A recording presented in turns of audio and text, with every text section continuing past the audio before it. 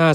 310ตั้งแต่อาปติงตวังภิกขุอาปันโนปาราชิกันติเอวังอาปติยาเป็นต้นไปที่เป็นไปในอาบัติพึงทราบวงเล็บในที่มาอย่างนี้ว่าภิกษุเธอต้องอาบัติปาราชิกแล้วที่เป็นไปในบุคคลพึงทราบวงเล็บในที่มาอย่างนี้ว่า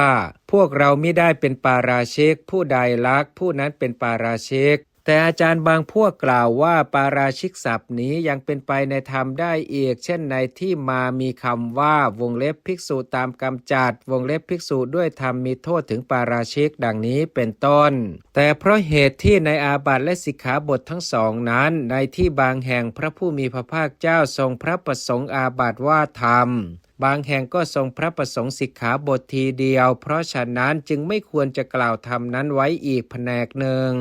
บรรดาสิกขาบทอาบัติและบุคคลนั้นสิกขาบทพระผู้มีพระภาคเจ้าตรัสว่าปาราชิกเพราะเหตุที่ยังบุคคลผู้ละเมิดให้พ่ายส่วนอาบัติตรัสว่าปาราชิกเพราะเหตุที่ยังบุคคลผู้ต้องให้พ่ายบุคคลตรัสว่าเป็นปาราชิกเพราะเหตุที่เป็นผู้พ่ายคือถึงความแพ้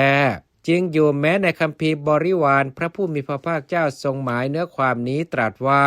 อาบัติใดเราเรียกว่าปาราชิกท่านจงฟังอาบัตินั้นตามที่กล่าวเพราะบุคคลผู้ต้องปาราชิกย่อมเป็นผู้เคลื่อนผิดตกไปและเหินห่างจากสัตธรรมแม้ทำเป็นที่อยู่ร่วมกันในบุคคลนั้นย่อมไม่มี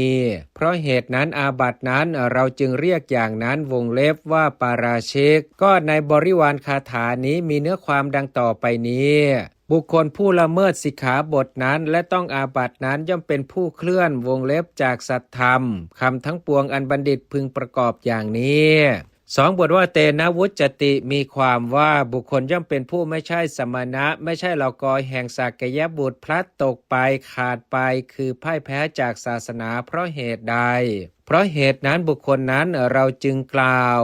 ถามว่ากล่าวอย่างไรแก้ว่ากล่าวว่าเป็นผู้พ่ายภิกษุทั้งหลายย่อมอยู่ร่วมกันในธรรมนี้เหตุนั้นธรรมนี้จึงชื่อว่าสังวาสพระผู้มีพระภาคเจ้าตรัสว่าสังวาโสนามะดังนี้แล้วจึงตรัสคำเป็นต้นว่าเอกกรรมมังก็เพื่อแสดงสังวาสนั้นในคำว่าเอกกรรมมังเป็นต้นนั้นมีคำอธิบายพร้อมทั้งโยชนาดังต่อไปนี้